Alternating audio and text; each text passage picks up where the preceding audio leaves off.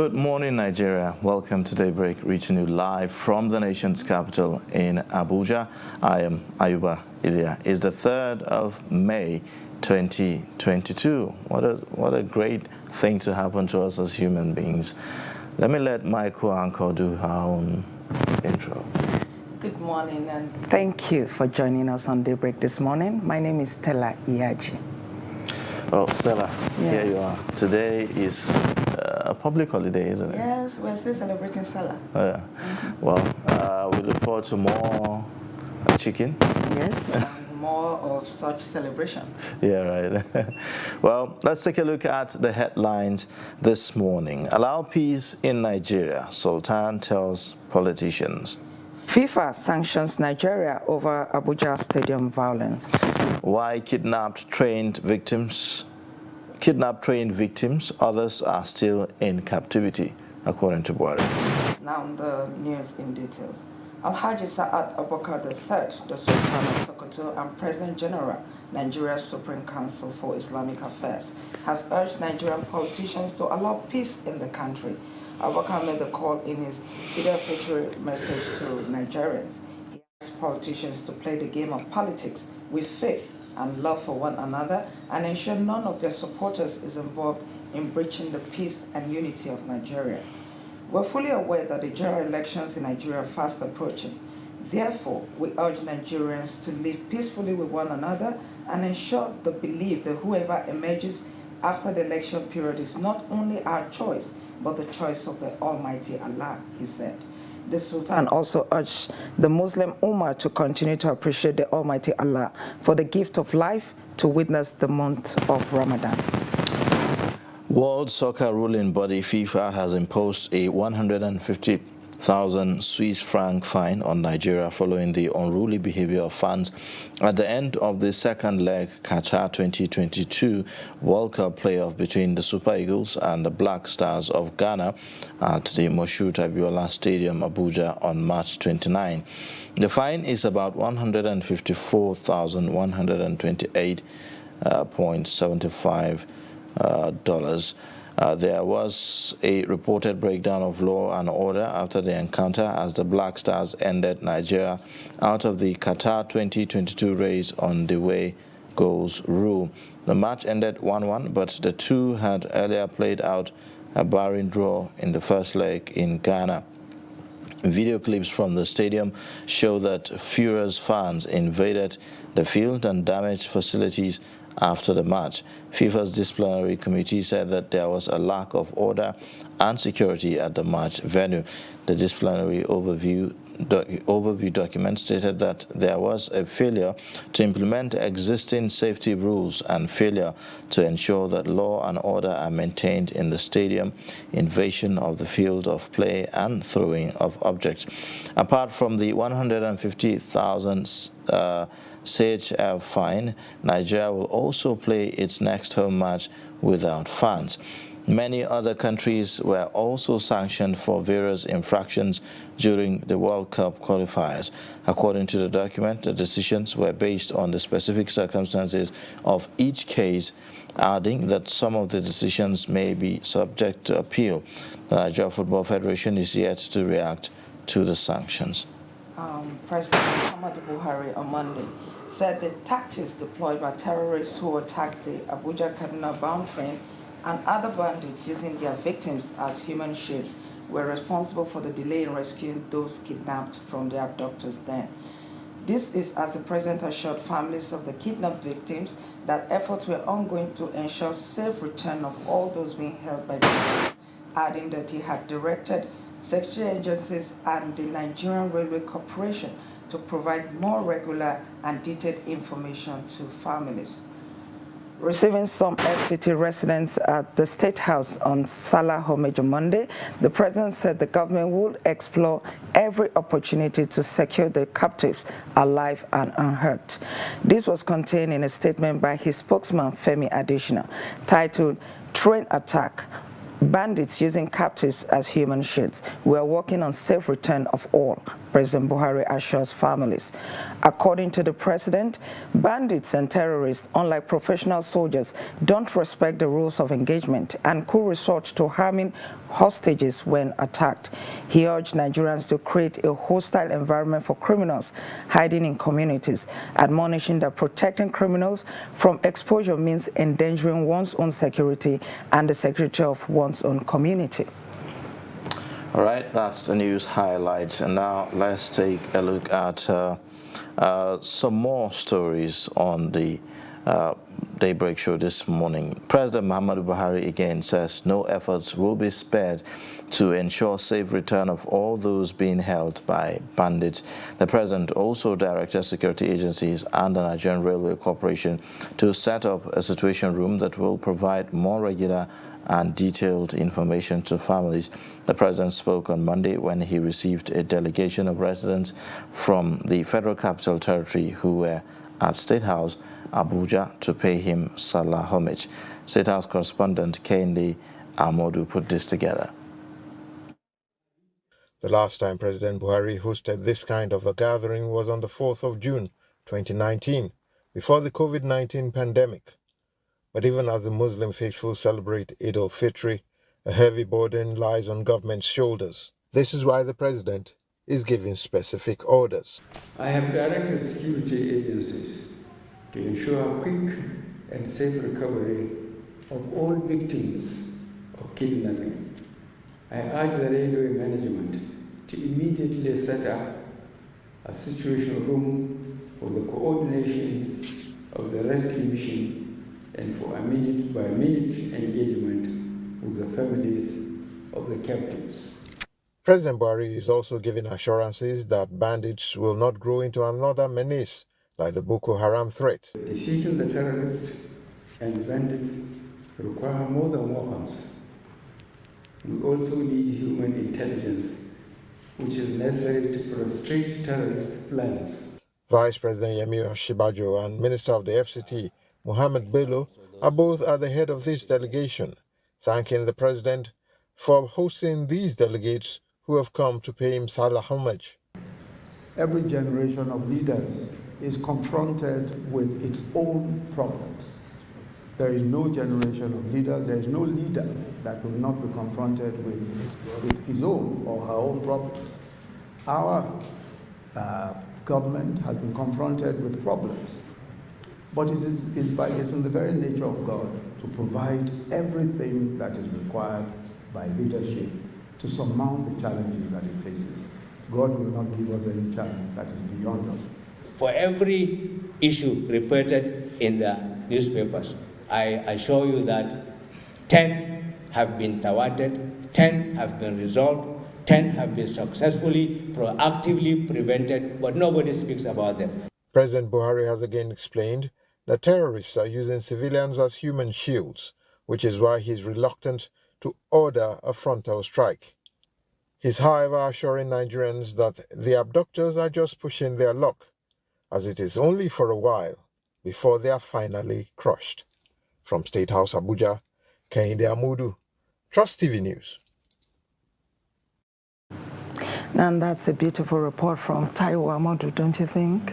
It is, really, especially when we hear from the president. You know, this one is something that a lot of Nigerians have been talking about and are concerned about. So even as we celebrate the Eid, the president is sensitive enough to also not forget the families. The most pressing issue victims, in the country at the moment. The victims who have been abducted by these bandits. And it's good to see that there's some efforts by the government to ensure their release. But again, you know, the president highlighted some complexities around this.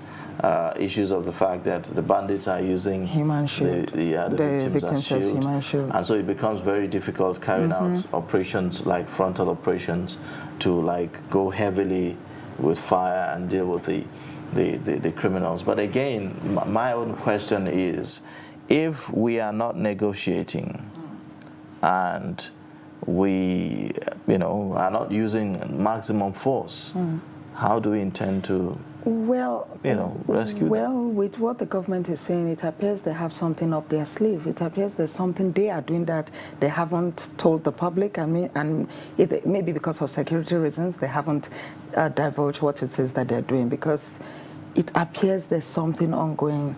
That's what I want to believe. Yes. And that's, Well, that's more like it, because he said that they want to ensure the release of the victims unhurt. Yes. And so, well, we are going to see how that will be. We're hopeful. We are hopeful. We believe that our security agencies and the military will do the beat that they can, the best that they can. Again, the president has also said that he has directed constant engagement between the security agencies and the families of these victims. That is very important. At least to give them some kind of reassurance. That is very important. And all of that. But, the last time we heard, yes. From one of the victims, one of the family members, he said there has not been any contact with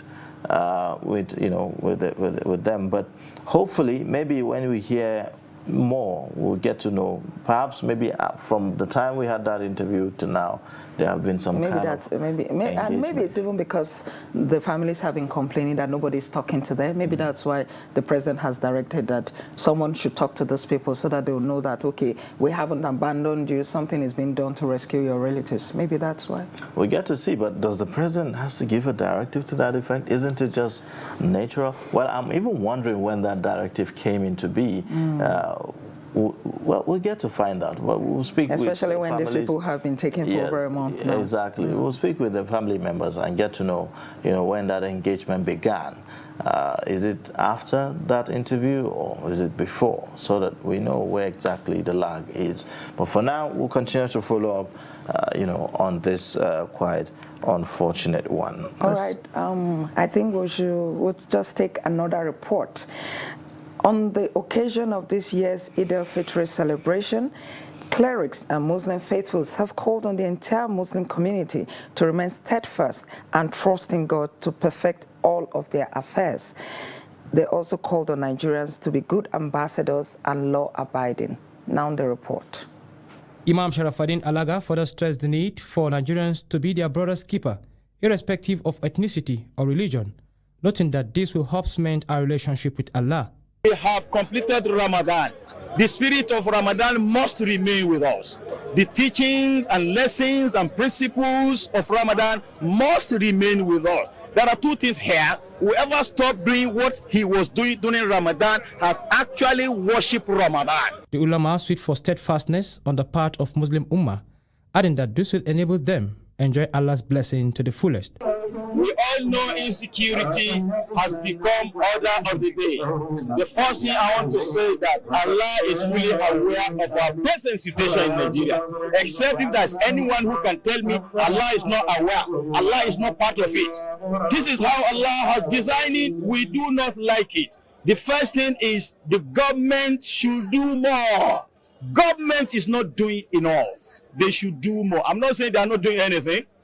They should do more to protect life and properties, for it's part of their major responsibilities as governors, as government. Some Nigerians emphasize the need to foster brotherliness among themselves and also adhere to what they learned during the month of Ramadan. It's just to tell our Muslim Ummah that all the lessons that we engage in during Ramadan should not be something that we put a stop to. It should continue. Though fasting of this year has ended, all the ibadahs, the prayer, the tahajjud, the coming together, the assistance we render to the needy, the widows, we should continue with it. We should make sure that all of us gather together to assist ourselves. We should reach out like we did during fasting. The message is that we should learn a lot of lessons from the month and continue to live our life just that way. So the lesson is that what we have learned from Ramadan, we should not forget it. We should keep on the good things we have been doing during the month of Ramadan throughout the year, and the life will be better for everybody. We should continue what we have done in the Ramadan, because it's only Ramadan that we need to do good. Good is for all seasons, and the kindness that people showed and love should continue, because if this is sustained, the country will be at peace and there will be growth in the country. The advice I have for everyone out there is they should keep serving Allah. After this Ramadan celebration, they should continue with everything they are doing, everything as an act of ibadah. They should just continue keeping. Allah bless you. I wish them a happy Salah. Okay. And I also wish them that they celebrate their Salah very well. Wow, so cute.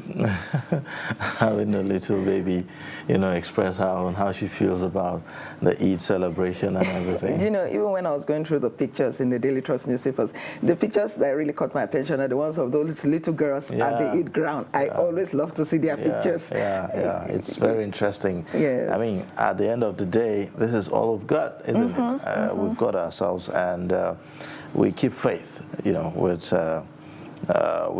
with life, and keep hoping that life is going to get better and better every single day. It was a fun fair, I believe, for many as they celebrate this year's Eid celebration, even though amidst the high inflation and everything, those who have complained about having high cost of items things and market, buying things and all of that. So but the good thing about the season is that it's a season of sharing, isn't it? It's a season so of for sharing, those who do not have as much, you could share. I think a lot of people who, like the less privileged as it were, I think they were taken care of by more well-to-do Nigerians. Yes, I think so. Yes. They were not left alone this period. We need to see more of that. Just like one of the speakers there said, we need to see beyond the Ramadan. The virtues of the Ramadan should be held even after the Ramadan. It's not just, you don't just be good during the period of Ramadan, but, hold on to the tenets and practice it even after the Ramadan. The essence of some of these religious exercises is to bring you back to your beliefs, and hopefully after the month you continue in that path, so that you don't just dump it. It's a journey that is supposed to take you back into your faith and lead you ahead, so that after the month you're still living that life. All those things that you imbibe during the month of the holy month, it's supposed to remain with you. Yeah, true. All right, we'll take a look at some more now. We'll take a look at a report about Eid al-Fitr celebration in Zamfara State. Take a look. Major streets of Gusau metropolis were filled as Muslim faithful filed out in their numbers to observe the 2022 Eid al-Fitr celebration. The Tudun Wada Eid ground was also filled to capacity as Muslim faithful trooped out to perform the 2 Rakat prayers to mark the successful end of Ramadan fast. There was adequate security within the outside prayer grounds in the state to ensure hitch-free Salah celebration in the state. Imam Dang Al-Haji Sambo, who led the 2 Rakat prayers, urged Muslim faithful to uphold the lessons of the Ramadan fast, unite, promote peace, and pray for the security of the country, and that of Zamfara State in particular. The acting governor of Zamfara State, Hassan Nasiha, had in a statewide broadcast congratulated Muslim faithful for the successful completion of Ramadan fast and assured that the governor, Bello Muhammad's administration, places security of lives and property on the front burner. He commended public-spirited individuals and politicians for complementing the efforts of the state government through the distribution of food items, clothing, and cash to widows, orphans, and internally displaced persons in the state. The acting governor wants them to continue with the gesture, considering the fact that Zamfara State has a large number of displaced persons as a result of insecurity bedeviling the state. I want to assure the entire people of our state that our commitment to the security of their lives and property will remain our priority. We shall never take any decisions that will be detrimental to their welfare and safety. Before I end this broadcast, I would like to appreciate the prayers and message for peace offered by our Islamic scholars throughout the month of Ramadan in their various tafsir. I pray to Allah Almighty to reward them abundantly. He tasked Muslim faithful to continue to pray for the peace and security of Zamfara State and the country at large so that normalcy can return. All right, well, that was another one from Zamfara State, showing us how Muslim faithfuls in the state, went to the Eid and also celebrated their own Eid al-Fitr yesterday. Quite interesting sights there, but I saw something that looked like a water cannon around the Eid ground. And I'm wondering why a water cannon will be there.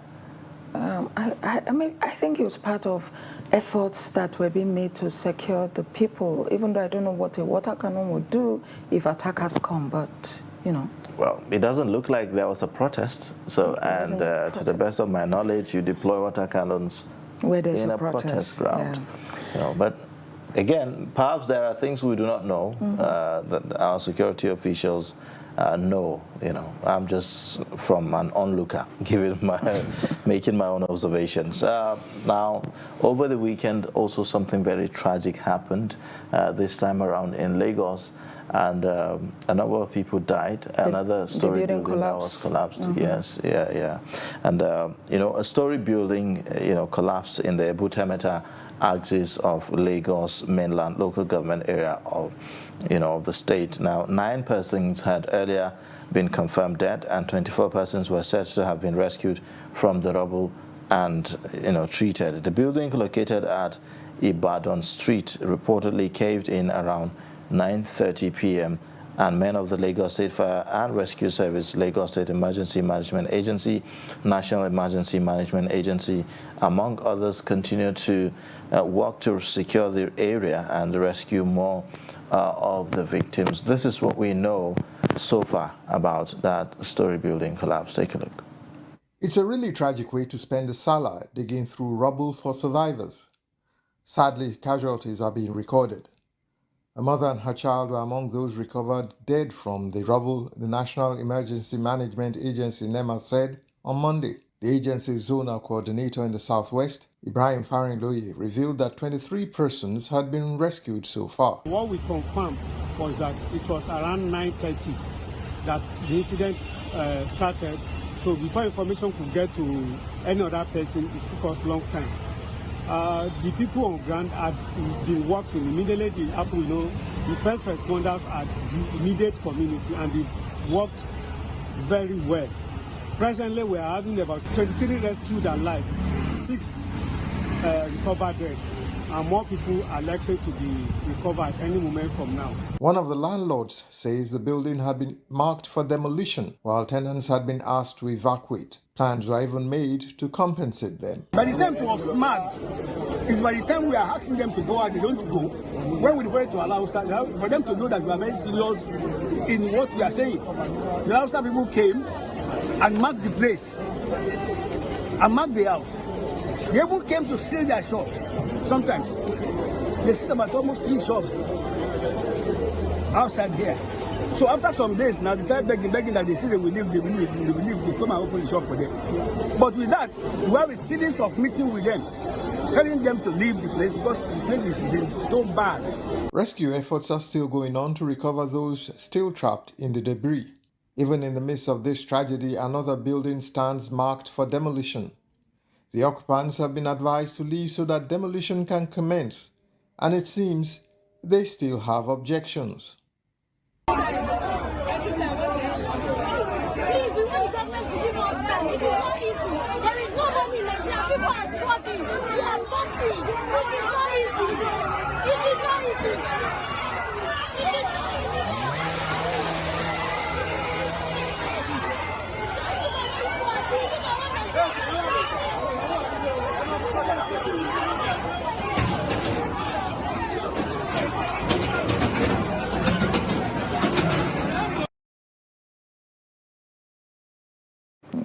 Yeah, Aiba, that's another building collapse. When are we going to stop hearing stories of building sadly, collapse in the this is more like a recurring incident, Exactly. Particularly in Lagos. Yes, they have the highest number. Not that it happens only there. We still have in Port Harcourt, yes, and then in Abuja sometimes. But in Lagos, it's a recurring. It's recurring. I don't know. Maybe because of the structures, the way the structures are. Or maybe the kind of designs that they have there, or is it because of the kind of soil that they have, or what? I really can't tell. Ayuba, the problem for me, particular about Lagos. The problem for me most times is when a building has been marked. People see that this building has been marked and they are told that this building cannot pass integrity test at this point. Why do they remain in those buildings? In this particular instance, the person managing the building is the son of the owner. He said, according to him, that he had told them that there was a problem with the building. Then the caretaker of that building actually moved out. He moved out. He was staying in that building, according to him, that because he noticed that there was a problem with that building, he moved out and rented another apartment in that same area. So when your own caretaker, who was in the same building with you, is moving out, shouldn't you be worried? The sad thing, the sad reality about some of us Nigerians is we wait for the tragic things to happen. I mean, we do not think that, we feel like we can exhaust all the options. We feel like we have more time. We feel like it's not that as urgent, perhaps. Or you even say, don't mind them. Are you sure the building is on that threat? Are you sure anything is going to happen? Exactly. There's this skeptic feeling. Do we have to wait? Always wait till then. And it's really sad. It's really sad. You have warnings. In fact, in some places, after these warnings, if the authorities moving to perhaps demolish some of the structures, there's likely to be a fight. Yes, the residents will attack them. The residents will attack the government officials who are there on their duty. And sometimes it may even lead to death. That has been the story. And these are people who have come to protect you because they're trying to save your life, right? So the thinking, I think the narrative about government is always wrong must change. It needs to change. Because if we have a system like that where people do not actually trust or believe that it is in their interest, whatever that government is doing is in their interest, so you just wonder really. Close to this particular building that has collapsed, there's another one that has been marked for demolition, and people are still in that building. Up until yesterday, people were still there. So the only way they are going to move is if that building is brought down. And then that brings you to the question of regulation. Now, if they don't evacuate, how do you bring it down? Again, that's another, that's another thing. The bulldozer may just have to go in, because at the end of the day, you're trying to save their lives, right? Well, you don't want to do it while they're inside. No, they will go. And when they see the bulldozer, some of them will know how serious you are, and then they will go. And then their properties. Well, Ayuba, doesn't that tell you that maybe there's something wrong with the regulation as well? The regulatory authorities, the association of builders, what exactly, are they doing about it? Because, Well, I really, in this instance, I really do not think it's about the regulation as such, because we are just pointing out that even when the regulators are on their part trying to keep the people safe by giving the warnings, by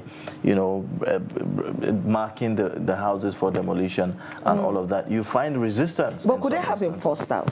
Is there a way maybe those people would have been forced out? Okay, fine, you don't want to go. Okay, I'm not renting out my house anymore.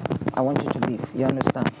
That's helping them. Well, it's not that easy. I know, especially with Lagosians, Stella. There have been instances where even you serve eviction notices as a landlord, the person in the house will just be there. He wouldn't go out, and if you push too much, it's either he uses thugs on you, or he brings the police, or he goes to court, and then the courts now take forever and all of that. And then again, in the process of construction also, sometimes people cut corners. We cut corners. Yes, people cut corners. They use substandard equipment and substandard materials. Exactly. Sometimes you see that the sand is a lot more than in molding blocks. Sometimes you see that the sand is a lot more than the other items that they use. So you just drop the block and you see everything.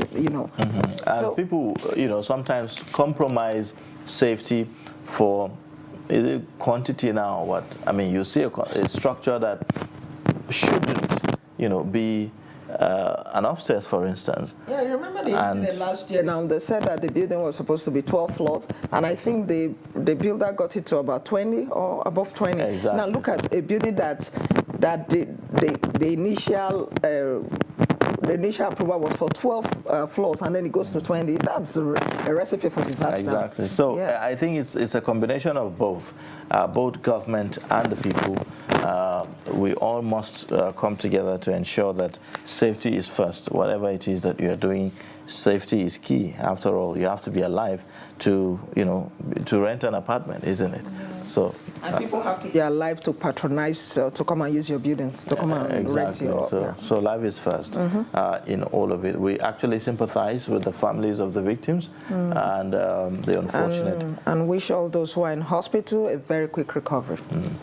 All right, we'll take a short breather, and then when we come back, we'll take a look at stories on the front pages of our newspapers today. Please stay.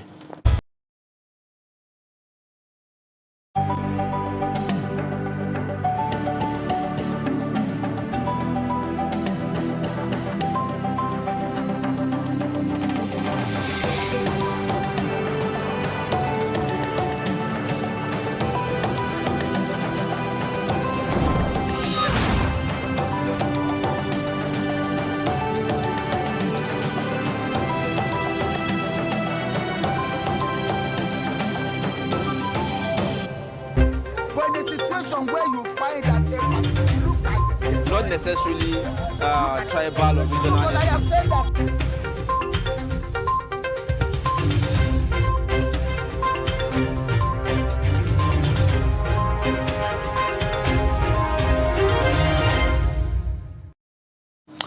All right, thank you for staying. You're watching Daybreak, reaching you live from the nation's capital in Abuja. We'll take a look at the newspapers now, beginning with the Daily Trust newspaper. It leads with a political story. It says, APC presidential ticket, senators divided over moves to pick Lawan as consensus candidate.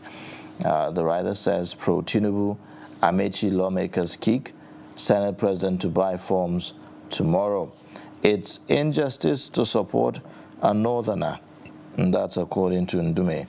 God will determine my next step. That's Lawan. Well,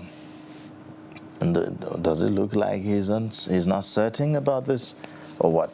The next story, beside the pictorial, talks about Nigerians will decide my successor. According to Buhari, IPOB beheads military couple in Imo. You'd find out on page 6. Anxiety as Senate moves to amend NACON Act. That's on page 7. Other stories at the very top, despite non-remittance by NNPC, FAC shares 1.9 trillion naira in 3 months.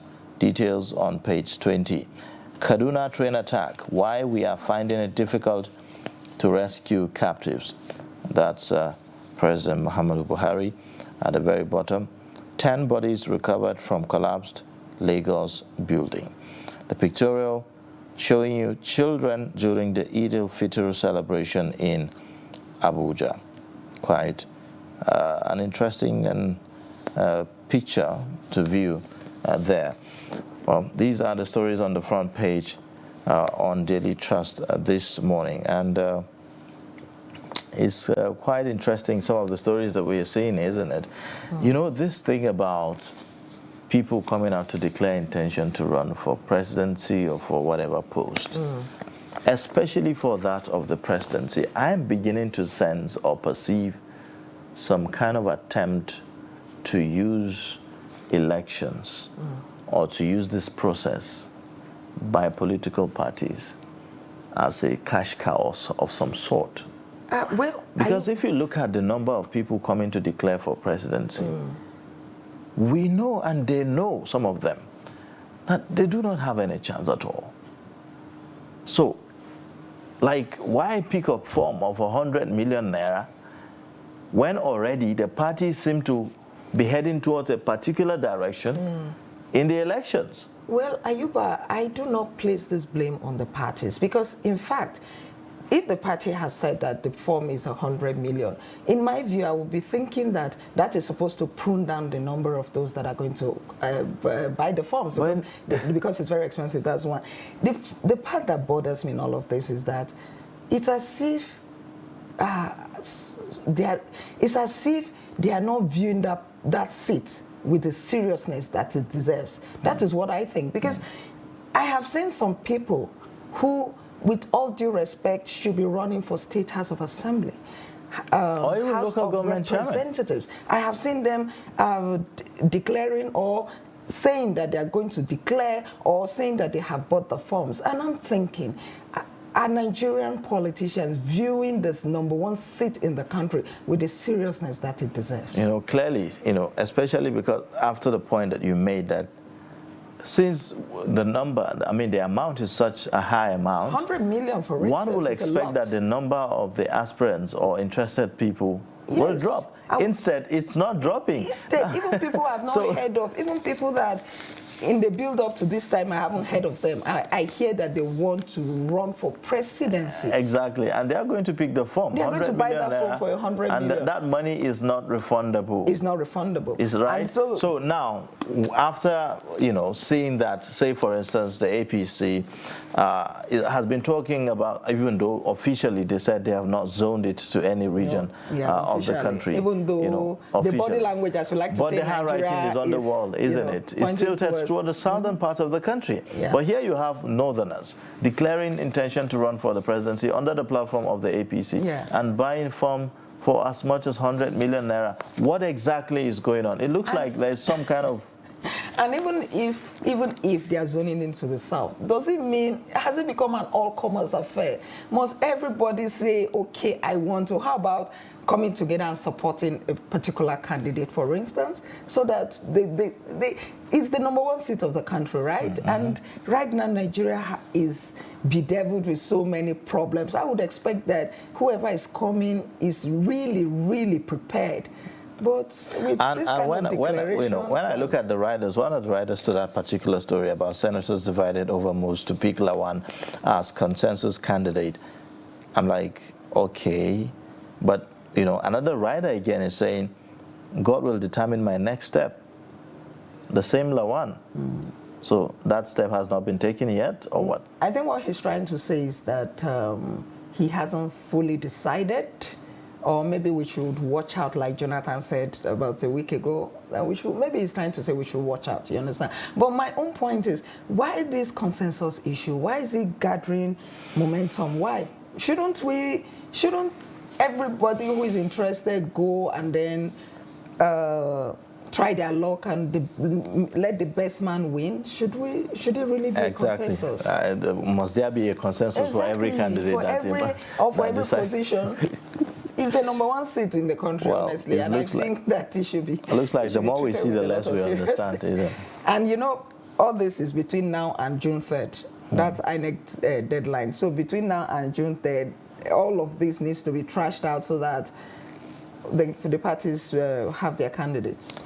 True. Well, other stories there, like we mentioned about the 10 bodies that were recovered from collapsed building in Lagos, another tragic incident. And yes, in another tragic incident, again, we're hearing that IPOB beheads military couple in Imo State. Quite sad and terrifying. It's the most inhuman thing to see, to think about. After beheading them, they put the head on the body, you know, and there was this video that went viral where the person that did it said, yes, I did it because they are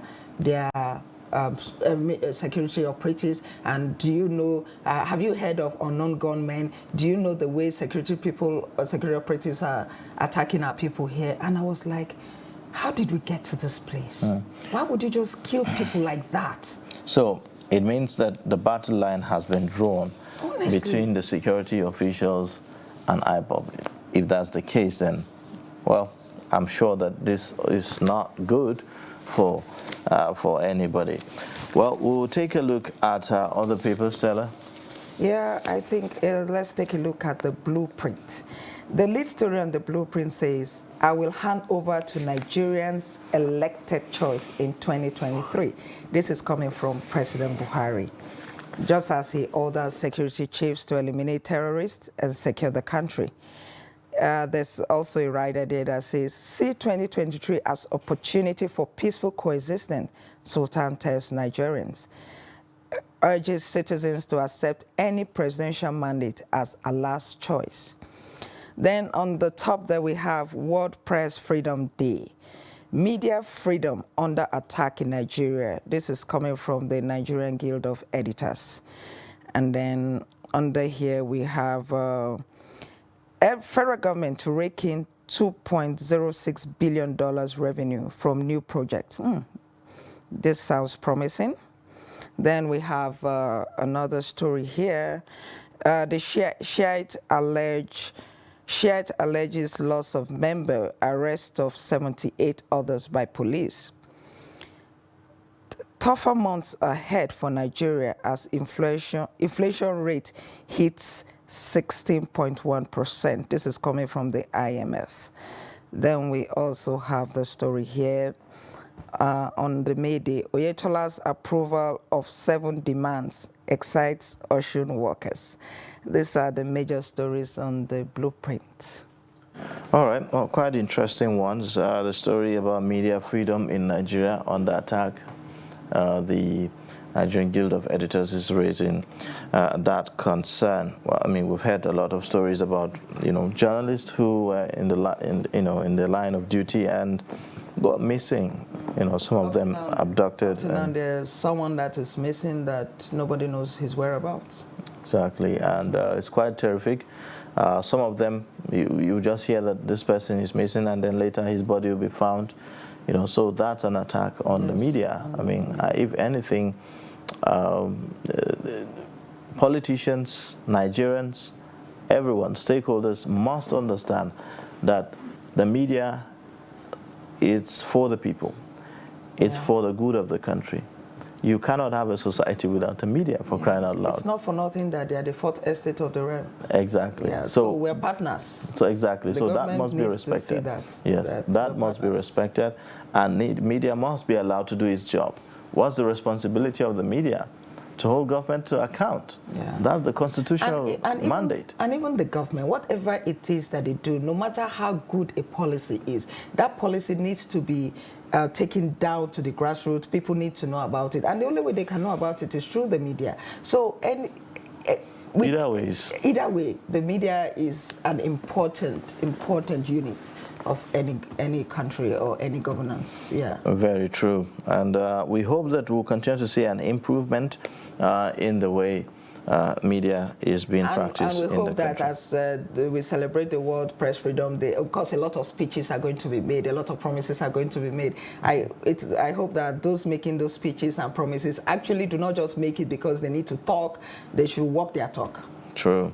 Walk the talk. That's very, very important. Now, let's take a look at more papers this morning. Leadership newspaper now talking about the lead story. It says, despite PMB's marching orders to service chiefs, many Nigerians still trapped in captivity. Bandits prowl the north. And then you have other stories. My presidential ambition, mere speculation, says Lawan. Well, that's another angle to the story. That's what I said earlier, that maybe he hasn't really decided exactly, but... So why the division in the Senate, about picking him as like they say, there's no smoke without fire. You understand? There's no smoke without fire. Well, definitely, this story must have come from something. There must be something ongoing, and maybe he's not yet sure. So he doesn't want to come out and say, okay, this is it, but definitely there's something on. Well, maybe for our viewers, you can pick a copy of the Daily Trust newspaper to get the details, the whole details about that. Where did this come from? Where is this information coming from, and how did we know this? So pick a copy and you have all the details there. Death toll in Lagos building collapse rises to 10. State of the nation, Khan declares 3-day prayers, cautions politicians. You will also see Abdusalami Sultan Etunupe preach peace, set agenda for politicians. Border reopening, importers, agents recount losses of 2-year closure. And then at the very top there, World Press Freedom Day, media freedom under attack in Nigeria. And that's according to editors. Same story as we saw earlier on on the other paper. Now, PDP postpones NEC meeting, differs decision on zoning till May 10. These are the stories on the front page of the Leadership newspaper this morning. Let's take a look at the front page of the Nation newspaper. We have the major story: terrorists use captives as human shields, says President Buhari. Then we have at the top there the same story on the Lagos collapse building: 10 dead, 23 rescued. Then we have the story here on the top right of the Nation: disqualified PDP presidential aspirants face panel today. National Assembly workers serve strike notice over wage. Then we have the story on the economy: rescheduled debts, get more loans, IMF tells Nigeria. Campaign for APC PDP presidential tickets hots up. Then up again, the Sultan: let peace reign, Sultan urges politicians. Ayub, I guess this thing from the Sultan, we cannot continue to harp on it. We cannot stop harping on it. Overemphasize, yes. That's true. Because as the elections, as 2023 builds up, nothing is stronger than that statement: let peace reign. True. I mean, without peace, there cannot be election. At all. That's a very important fact. Now, let's take a look at stories on the Nigerian Tribune newspaper this morning. The lead story says Clark Adebanjo Obiozo to NEF: dumping zoning will kill, bury Nigeria. It has the writers that says God will show the way, Lawan on purported presidential ambition. I will hand over to anyone. Nigerians elect Buhari. Then you see other stories there at the very top. World Press Freedom Day, media freedom under attack in Nigeria, says editors. On sports, FIFA fines Nigeria 63.9 million naira for fans' misconduct after Ghana march. Other stories: gunmen strike again in Anambra, kill policeman, 6 others. Buhari tweets for first time since federal government lifted ban on Twitter. PDP heads for appeal court over ruling on conduct of primary election. There you see also 10 killed, 23 rescued in Lagos 3-story building collapse. The next story: train attack, bandits using captives as human shield, according to Buhari. The one about FIFA fining Nigeria over the misconduct of fans after the Nigeria-Ghana match at the Moshood Abiola Stadium. Well, it's quite heartbreaking. Well, it was expected, right? I mean, you cannot go and behave like that and think that there will be no sanctions.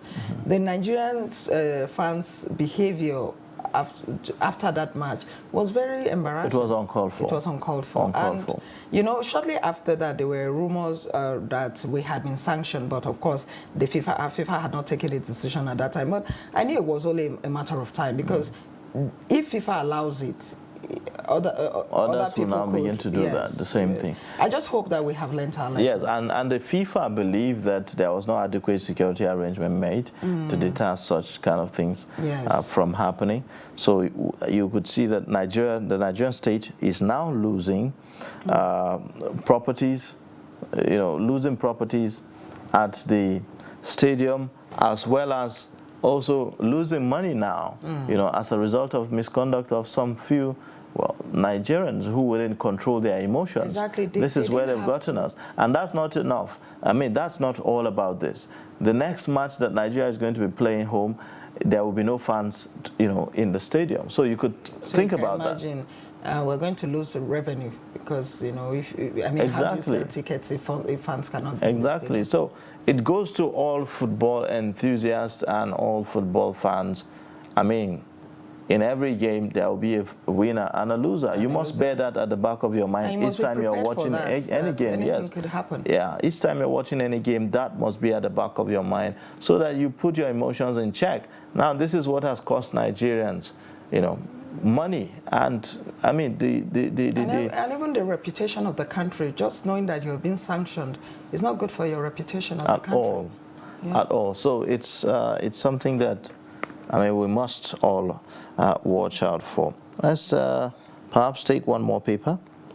Let's look at maybe the Punch newspaper.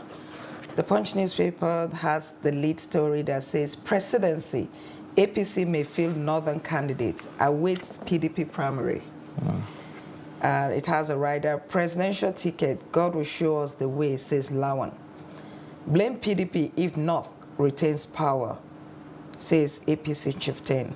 Nigerians suffering, deserve new leadership, PDP spokesperson. Then we have there's this story at the top that says, striking ASU members shouldn't be paid, says the federal government. National Assembly workers reject staggered arrears payments, issue strike notice. Then we have the pictorial there, this from the collapsed building. Tears as copper, 9 tenants die in Lagos building collapse. Buhari laments. Then there's this other story. Federal government may release detained terrorists in exchange for 68 trained hostages. Ekiti community protests rise in kidnapping, robberies, blocks roads. Then the update on this crisis in Lagos. Lagos CP summons MC Oluomo Istijaba over NURTW crisis. Ayuba, this, are you seeing a new dimension to this thing? APC may field northern candidates. I'm as surprised as you are. You know, nothing is certain until the end. That's what I believe. We can never know how this thing is going to end until, you know. Truly, we can never know but I wonder what will happen to, well, some of the, very strong members of the party, especially from the southwestern part of the country. Do you remember? And the southeastern part of the country. Do you remember when a chairman of a party was on this show some time ago when he said that some strong members of the APC have plan B? Remember? When he said that if things do not go their way in the APC, there are chances that they could jump ship. Yeah. Well, I hope that the APC will be able to navigate the waters peacefully and smoothly without having to, because this is a break or mar period for the APC. I wouldn't be surprised if the candidate of the APC turns out to be someone that has not even, we haven't heard anything about him at this point yet. I wouldn't be surprised. We'll get to see. You remember what happened with the national chairman of the party? Yeah, we'll it was get to almost see. at the end, 3 weeks that, so that could also happen. We'll keep tap on that, and then we'll be coming back to the newspaper review much later on the program. For now, we'll take a short breather and take a look at My Daily Hustle. But in a situation where you find that they look at the same, not necessarily tribal or regional.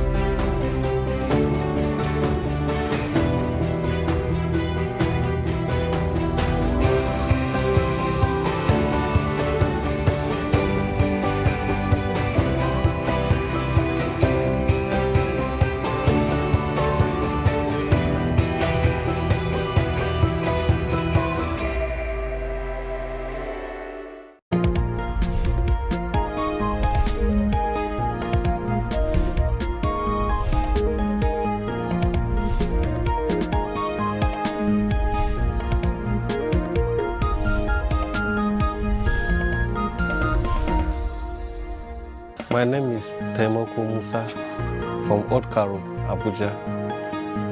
I'm into screening, painting, and also wallpaper installation.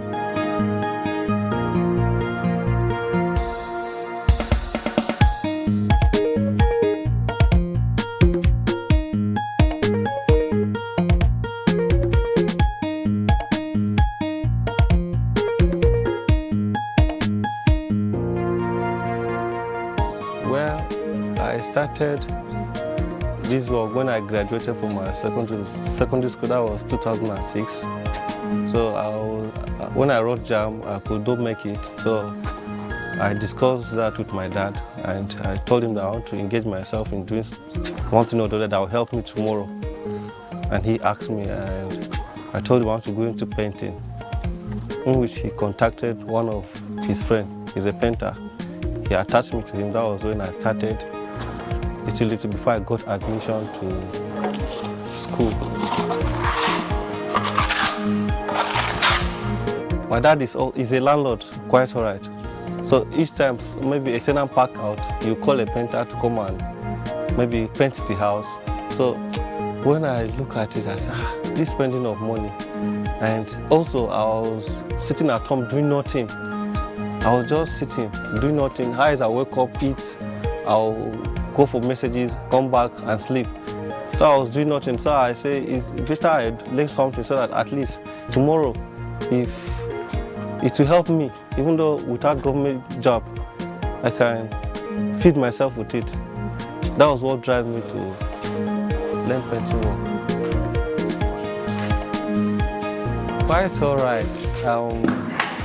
You know, I never want to be dependent. Maybe asking my father for money for soap, I want to wash, I will go and ask him for money for all small things. So definitely I say I have to just do something that will help me tomorrow as a man, because I can't just sit down like that and fold my hands. What if that government job don't come? What will I feed myself with? That was what inspired me. I say, let me just try my best and do something that will help me tomorrow. That's why I'm into painting today. Painting work is very, very interesting. Honestly, I drive joy in painting. And each time I paint, after the work, by the time I look at the beauty, the aesthetic, I find joy in it. And people come around and tell me, you have done a very nice job. This is a very nice work. And actually, this paint work has been giving me a lot. Honestly, I've been able to raise a structure with this paint work, and in which it pays me very well. And I drive joy in doing it. As I'm talking to you, I have boys under me that are working with me. Actually, this painting work has been helped since I got admission to Federal Polytechnic Nasarawa.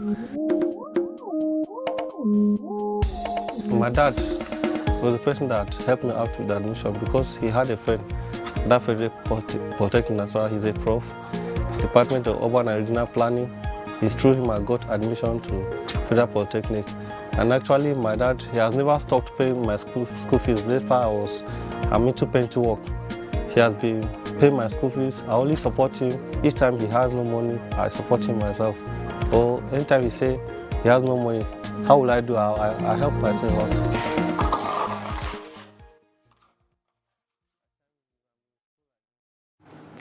All right, thank you for staying. And if you're just joining, you're watching Daybreak, reaching you live from the nation's capital in Abuja.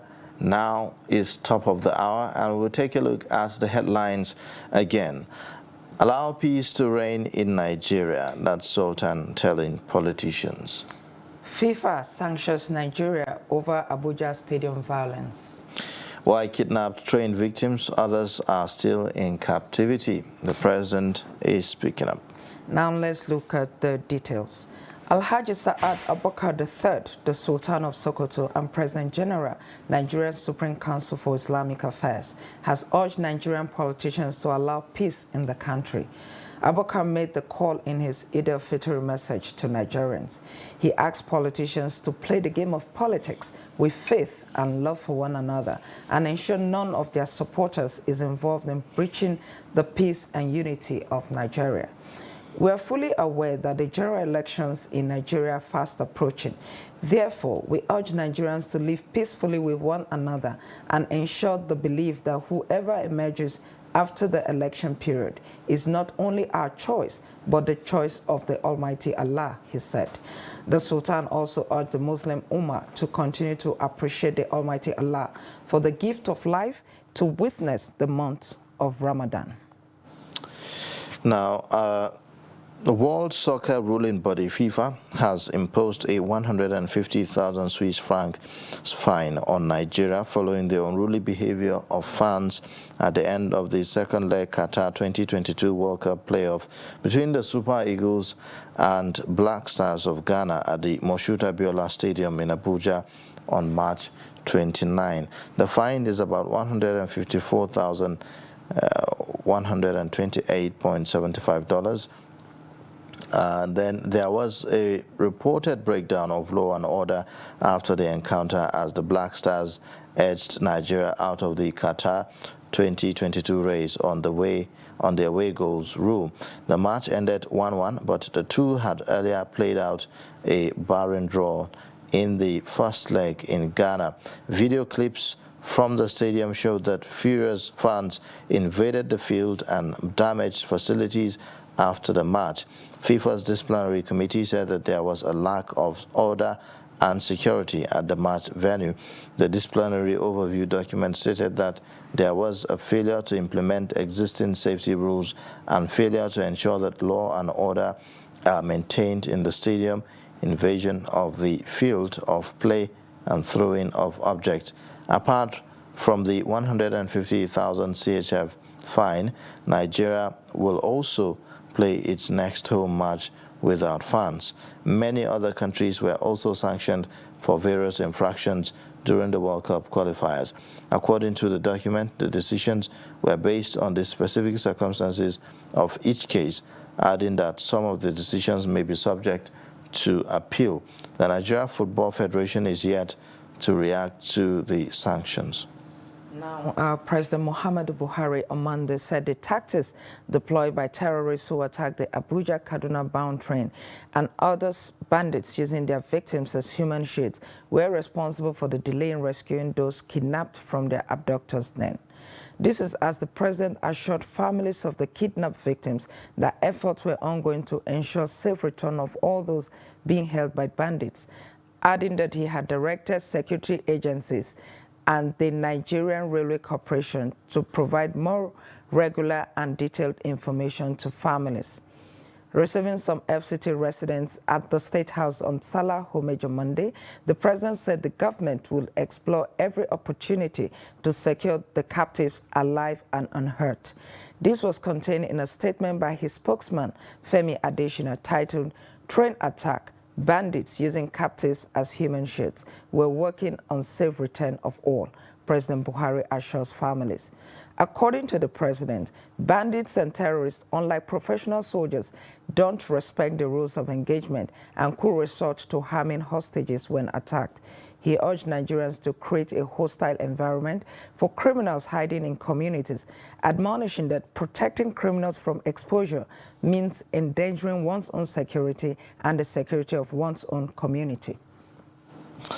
All right, that's that for the news highlights now, and we'll take a look at more stories now. On the occasion of this year's Eid al-Fitr celebration, clerics and Muslim faithfuls have called on the entire Muslim community to remain steadfast and trust in God to perfect all of their affairs. They also called on Nigerians to be good ambassadors and law-abiding. Take a look at that.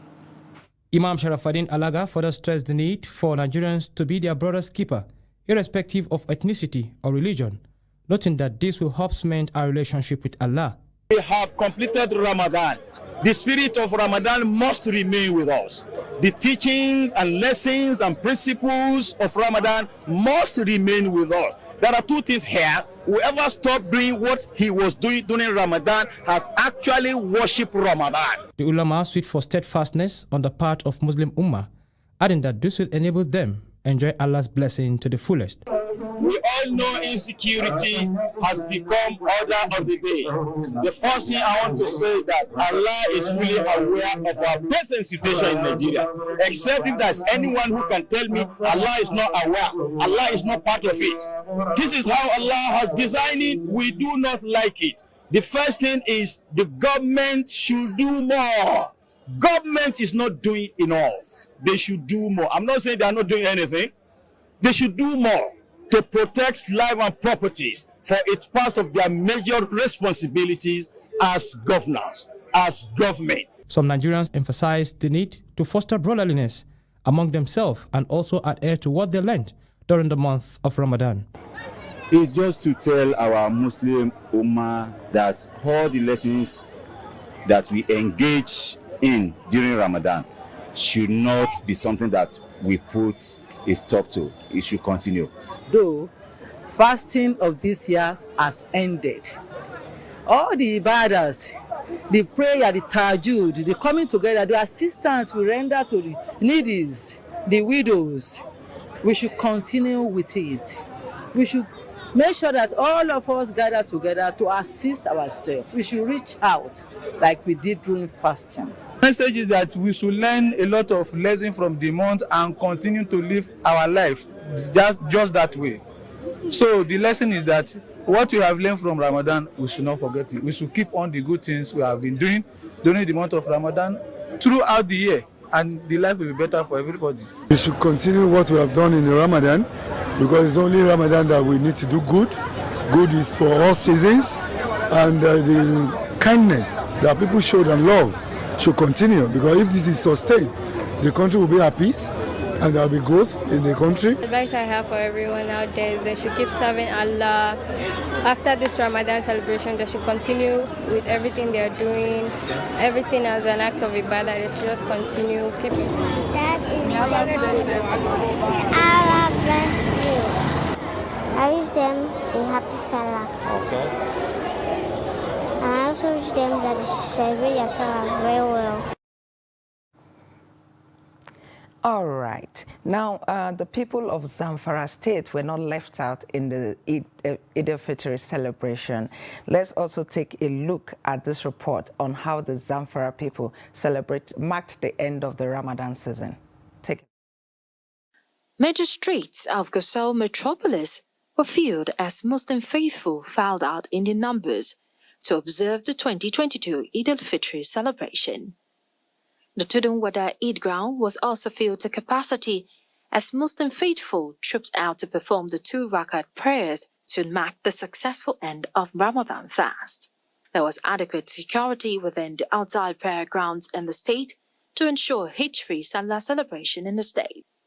Imam Dang Al-Haji Sambo, who led the 2 Rakat prayers, urged Muslim faithful to uphold the lessons of the Ramadan fast, unite, promote peace, and pray for the security of the country and that of Zamfara State in particular. The acting governor of Zamfara State, Hassan Nasiha, had in a statewide broadcast congratulated Muslim faithful for the successful completion of Ramadan fast and assured that the governor, Bello Muhammad's administration, places security of lives and property on the front burner.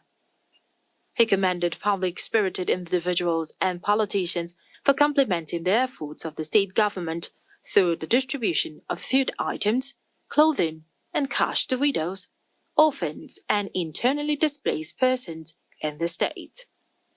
The acting governor wants them to continue with the gesture, considering the fact that Zamfara State has a large number of displaced persons as a result of insecurity bedeviling the state. I want to assure the entire people of our state that our commitment to the security of their lives and property will remain our priority. We shall never take any decisions that will be detrimental to their welfare and safety. Before I end this broadcast, I would like to appreciate the prayers and message for peace offered by our Islamic scholars throughout the month of Ramadan in the various tafsir. I pray to Allah Almighty to reward them abundantly. He tasked Muslim faithful to continue to pray for the peace and security of Zamfara State and the country at large so that normalcy can return. All right, thank you for staying. And that's a report from Zamfara State where we had a glimpse of how the Eid was celebrated there. Now, we will now be taking a look at our newspapers again, this time around with our newspaper reviewer, Nelson Omonu, the publisher, the Summit Post, and he'll be talking to us about some of the stories on our front pages, but that will be shortly after this breather. Please stay with us. But in a situation where you find that a look at the Not necessarily tribal or regional. but I have said that.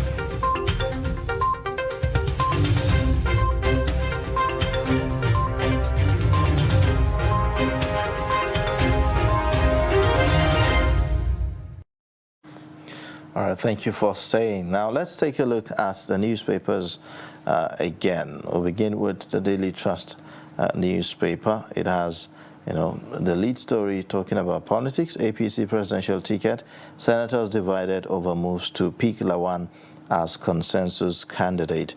It has the riders that says, pro-Tinubu, Amechi lawmakers kick, Senate president to buy forms tomorrow. It's injustice to support a northerner, Ndume. God will determine my next step, and that's according to Lawan. Other stories, despite non-remittance by NNPC, FARC shares 1.9 trillion naira in 3 months. Kaduna train attack, why we are finding it difficult to rescue captives by Buhari. Nigerians will decide my successor again. Buhari. IPOP beheads military couple in Imo. Anxiety as Senate moves to amend NACON Act. And then the story at the bottom, 10 bodies recovered from collapsed Lagos building, over the weekend. That's that for the stories on the front page of Daily Trust this morning. Thank you for joining us, Mr. Nelson, on Daybreak, and for availing us your time. Thank you. Thank you. Thank you for having me. Well, these are some of the stories that we have seen over the weekend while Nigerians, celebrate the Salah. Also, another tragic incident happened in Lagos. Yet another building collapsed again, from that axis. But for Lagos particularly, it's been more reoccurring than any other place in Nigeria. Why would you say this is so? Yeah, that's right. Let me start from congratulating Nigeria for, I think in the last few years, this is one of the most peaceful Salah we've had, because on the pages of newspaper and news medium today, we are not talking about blood flowing and all that. People went to eat, and that is a step forward. Then back to Lagos and building collapse. I think it starts from our regulatory authorities. When you were reviewing it, newspaper review, the earlier one, I picked some of the points we're trying to raise. That there's these stubborn economic behaviors of Nigeria, down to even their own safety. When you mortgage the life of the people, knowing that a structure is the integrity of a building is not guaranteed, but people are still living there. Then we talk about regulatory authorities. Two things here: the government is clearly not on top of their game. If not, this is as simple as you have instrument of coercion. This building should not be inhabited by anybody. You can use instruments of state to force people not to live there. That would be perceived, as government being insensitive. So you could see the dilemma there. We choose one from the two. The people, sometimes I can understand from the angle of some government agencies and officials. They try to put a human face, to some of these things. It's always not that easy to forcefully take people out. When the building comes down, then the pages of newspaper is flooded. The internet is flooded. in Nigeria, building collapse. Nobody knows. You see, Mr. Mono, what you said about the government using coercion and all of that, if the government says, okay, all of you move out, is the government going to provide a temporary shelter for these people? You see, let's look because that's another aspect where people will say, okay, you're telling me to live where I am, are you going to provide something for me while I look for an alternative? Right now, we don't have measures in place to like welfare housing. Welfare housing, there are climes where government actually house people. They can move, but in our under a housing arrangement here, we don't have that kind of social welfare. So let's be realistic here. If you are occupying a building and the integrity of the building is not guaranteed, government should do whatever it needs to do to ensure that people don't remain there until the building comes down. And we've had 10 people dead, and it's all over the social media space, is everywhere around the world. That is Nigeria again, after a few months. Virtually, this thing is happening just every other month. So we just have to do what we need to do to ensure that if a building, especially if it's a building that the integrity has not been checked and we don't know anything about, and it comes down, maybe we just try to attribute it to something. But for a building that's already been marked, then why leave people inside? But again, don't you think that the people inside should bear some of the blame on this? Because they were warned, they were told. That is the stubborn behaviors of Nigeria. See, you discover that, you mentioned earlier that even if government goes there to tell them, listen, you're remaining here, choose your life. I mean, love life. Live here so that you can live, because of a short, this building will come down someday. We don't know how soon, but it's going to come down. We even understand that in this particular case, the caretaker of the house was also in the building, and he moved out of the building, and telling others to also move that's out. Right. So the stubborn behaviors of Nigeria, never to fear anything until it comes down on them, is most of the things that we're facing in Nigeria today can be attributed to, sometimes if we blame governments, at other times we have to come back to Nigerians themselves because of the way we see things. There are people, I am sure that there are people who can afford moving from that house, maybe to get an alternative place, just for the love of their lives, but they chose to remain there and nothing. Also, how about the builders? Because in some instances, even at the time of construction, some of them use substandard items. That's right. And that is why we get to this point. That is the regulatory authorities.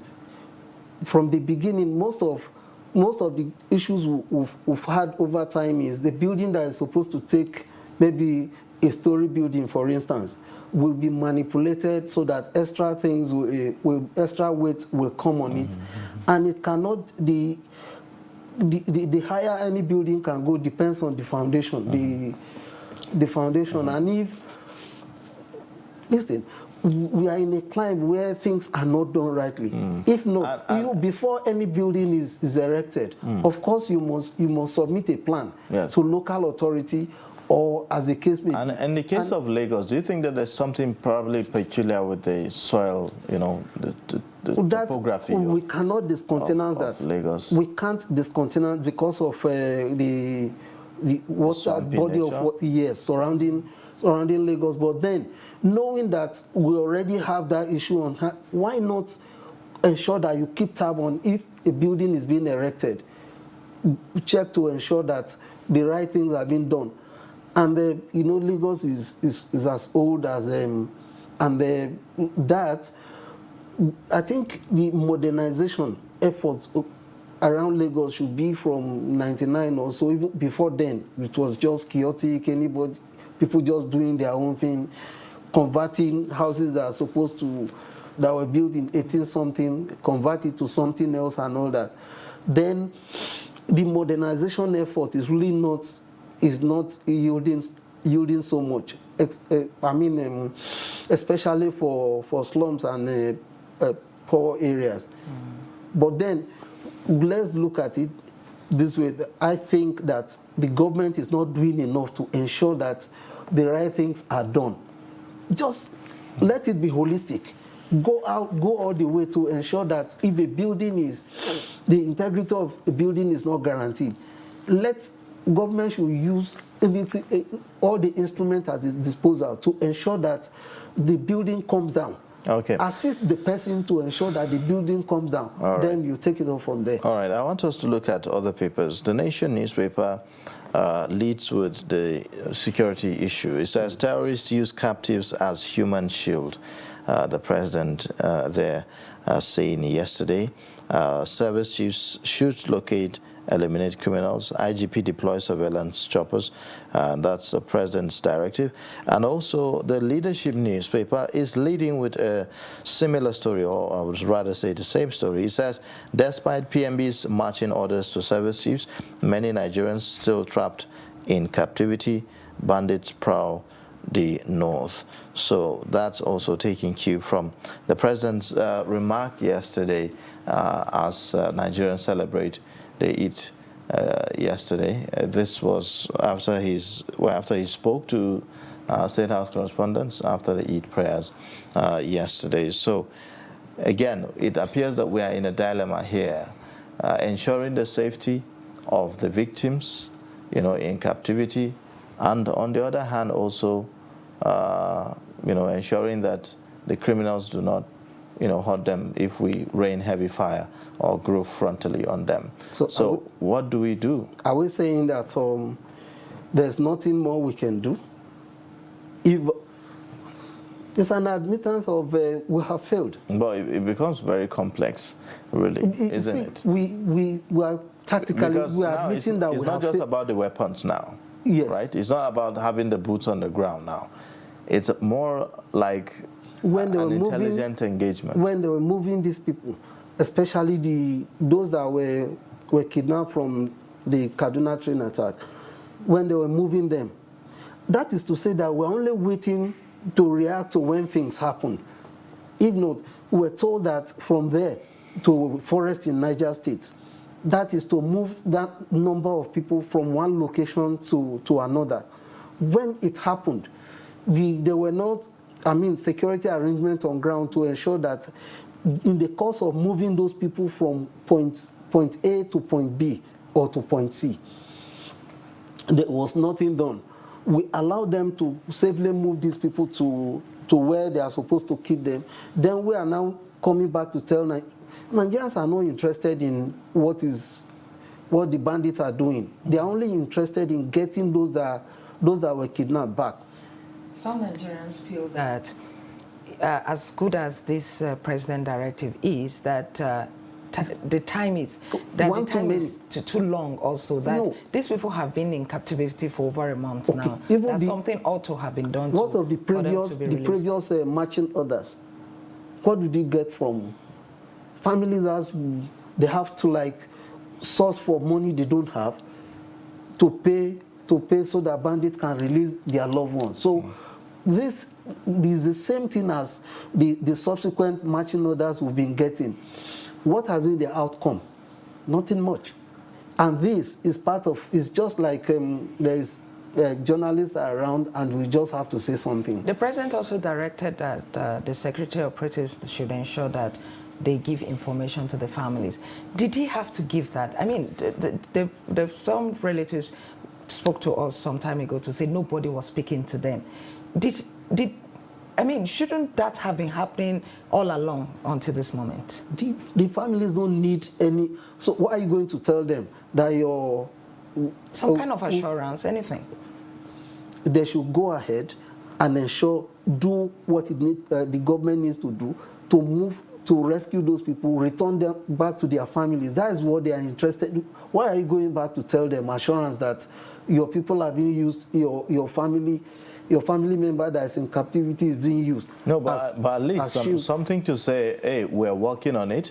We are really working towards rescuing this. So we are not considering something to give them hope. The ultimate of the whole thing is, what is the government doing to get these people released? They were not kidnapped yesterday or last week.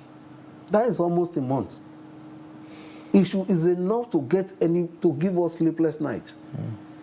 By now, we should not be talking of assuring families of those that were kidnapped. We should be talking about how use international best approach to get these people.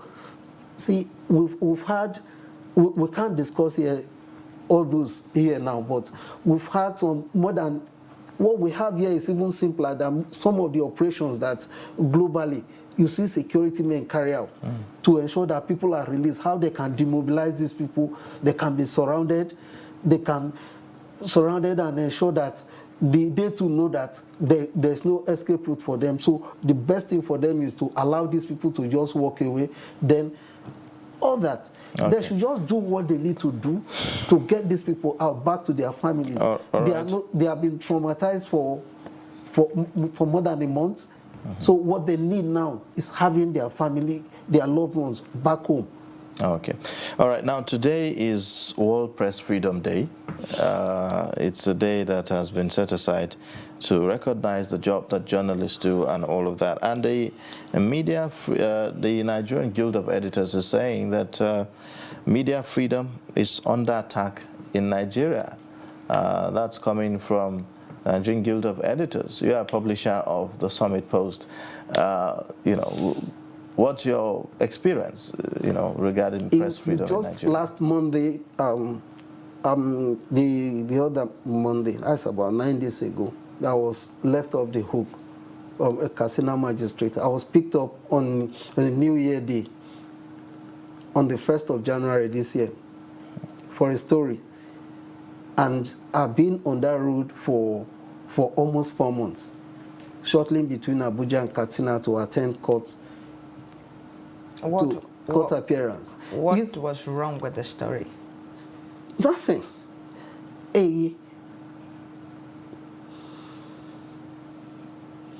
Press freedom in Nigeria is still not, we are not yet there. Though steps was taken to ensure that one or two, when President Are you not going to share your experience with us? Yes, I will. I'll come back there. So when ex-President Jonathan, I think it was in 2011, that the FOI law was passed, Freedom of Information Act. Yes. And even since, how many people have leverage on they won't even answer you. They won't answer you if you go to court to enforce that act, to ensure that you are listened to. You know how long you will remain in Nigeria's court to be able to get an order forcing the institution to release information to you. And when you do anything, like in my own case, 4 hefty operatives came all the way from Katsina to Abuja here to arrest me with 3 AK-47. And I was wondering, I asked them, what's this? Somebody who is carrying a pen, you're carrying 3 were carrying AK-47 with bullet vests, everything. As though they are coming for some kind of war or something. So, and I, please don't, and before I knew it, handcuff, if you try anything, my friend, don't do this here. So they drove me through the night from here to Katsina. It was a public holiday. They just threw me somewhere there. So by the time, over time, I discovered that there's a disconnect between, and that is on the part of Nigerian Union of Journalists now. A lot still needs to be done. A kind of collaboration between the police institution and like Nigerian Union of Journalists. There's a disconnect. When you see a newspaper report that you feel is injurious, what do you need to do first? Is it to go and pick up the person, or is you sue the company for libel? Yes, or those are things. You go to court, you sue the person. You sue the person, or you sue the organization. Is it to go and just bundle the person and take him somewhere, then authenticate the report? Is it was this thing written, like in my own case, it was written by an insider of the affected institution. It wasn't even a story. It was like an opinion. It was an opinion sent to my organization, and it is at our discretion to publish it or not. And we decided to publish it because when things, according to Achebe, if things are not going right, it is the duty of a writer to point them out. Fine, which is according to the Constitution. Yes. So we decided to publish because admission racketeering, sex for marks and all that. So we went ahead with the story, and a few days later, I started hearing that my correspondent has been picked up, and before I knew it, they are in Abuja here to pick me up, spending lots of money for what is, state your own story. And I said, why not do a rejoinder? Did you send a rejoinder and it was declined? You are supposed to send a rejoinder. Look, this thing is not true. This is, if it was an investigative story, we're supposed to have called you to find out, to hear your own side of the story. This is not an investigative story. It is an opinion. A member of your own institution wrote to us. Nothing can be more valid than that. Yeah, so the press freedom in Nigeria is still an issue, but then there's still a lot. But on the part of security agencies, I'm wondering if there was any warrant for their arrest. When they came, they showed me something. They will always show you something. Anybody can sign anything and show you something. Well, even the Daily Trust, they have come here once over a story. But I've always wondered, there are laid down procedure on what to do if you think that a story is damaging to you. And I've always wondered, why is it that they don't follow that procedure? Go to court, sue the organization, sue the reporter, whatever. Isn't that a lot better than in some instance they come, lock up the place, pack the computers, arrest the reporters, No, when they say some nations are developed nations, and while others are underdeveloped or developing or something, it's not because of third road and pipe-borne waters and all that. It is about the working of state institutions. The strength of state institutions determine how developed the nation. You get it. So now, if it's this same scenario, if the same scenario is in like US or some of these advanced societies, the operation will be different. Nobody will just barge into this environment, pick up computers, lock up people, and effect arrest without following the go to court. There are civil ways of lay down procedures for you to get at if the story is injurious, and at the end of the day it is found to be injurious. There are laid down procedures to get the person punished. So why some countries are described as this thing is state institutions, like the security agencies, they follow lay down procedure to ensure that the person that injustice was done to or whose character was defamed get justice. Or if in the end the newspaper house, the media house is not complicit, they are left off the hook. Okay, all right. Now I'd like to get your comment quickly on the decision of FIFA to fine Nigeria 63.9 million naira. I think they are for lenient. fans. That is very mild. Yes. Really? The punishment is very mild, because what happened at the Abuja National Stadium, MKO Abiola Stadium, was shameful for a nation like Nigeria. If you don't want embarrassment, please do your homework very well. I know soccer has become some kind of God's religion. It has become. So there's nothing we can just do about that. So we just have to continue to enlighten our youth on the value of preparation. The Ghanaians came to win, and they won. And that one is that they were able to get a goal right on our soil, which we were not able to do. Like I was watching it, I won't go to stadium because of things like this. I just halfway into the match, I had concluded that it can go either way, and I'm not going to kill myself. But it's not everyone that has that kind of emotional stability to be able to take defeat. So we should continue to educate our youth on the need to just prepare and go with the mindset. You said something earlier that in every contest there will always be winner and loser. We have denied Ghana like that before, so it's not the first time. So there will also be another time. Nigeria is not ending now. Nigeria will continue to be there.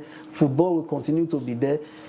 There's going to be rematch someday, and Nigeria too will deny Ghana of this kind of sensitive opportunity to appear at the global stage.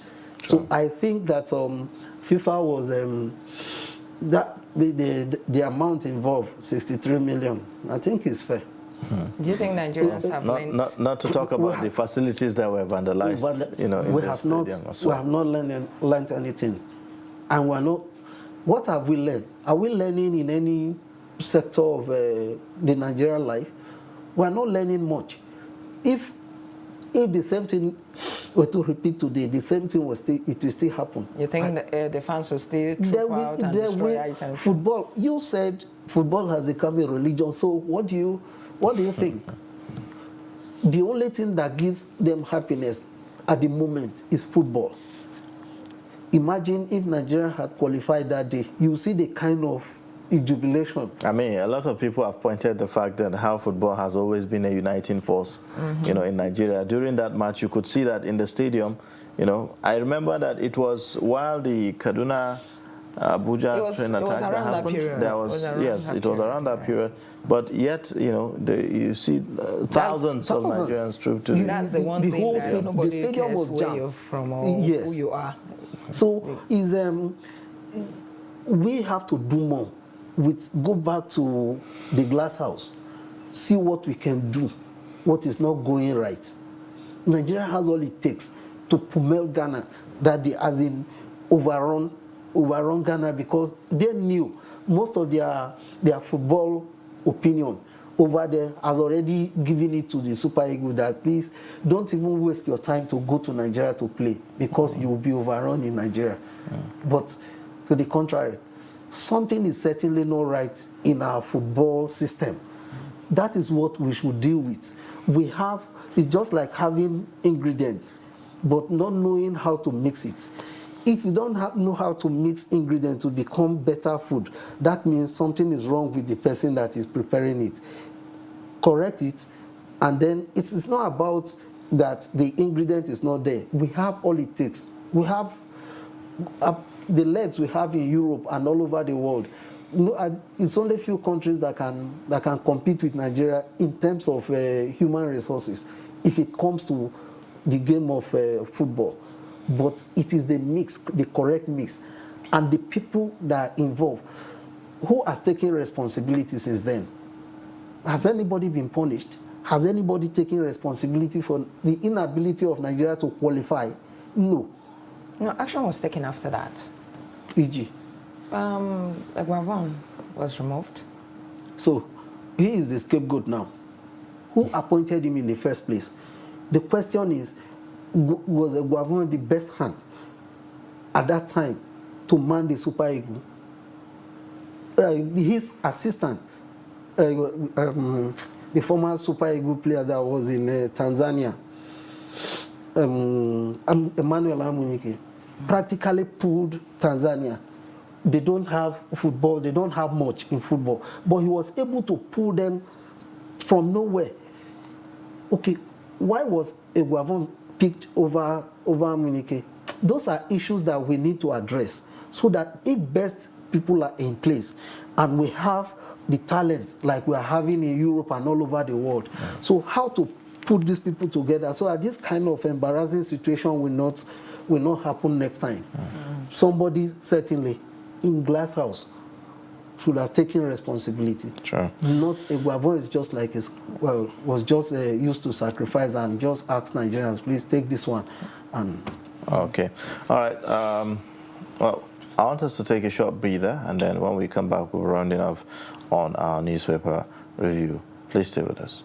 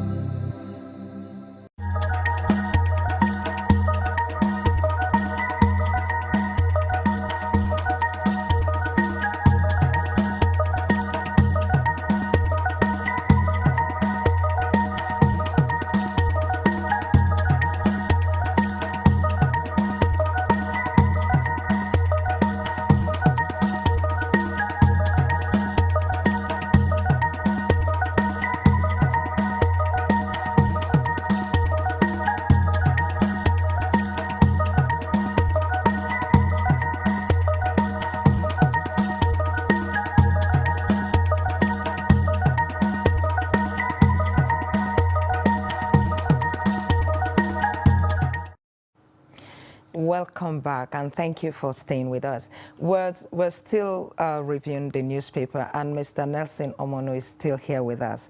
Now let's take a look at the Punch newspaper.